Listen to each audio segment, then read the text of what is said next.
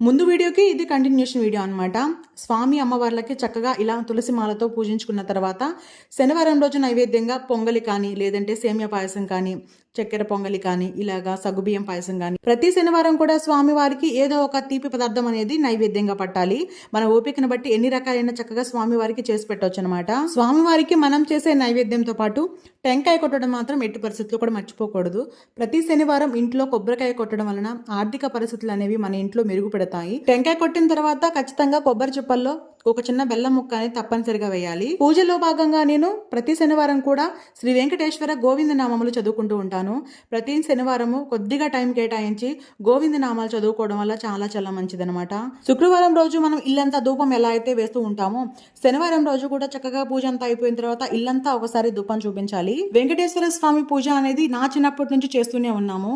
అలానే ప్రతి సంవత్సరం కూడా తిరుపతి వెళ్తూనే ఉన్నాము.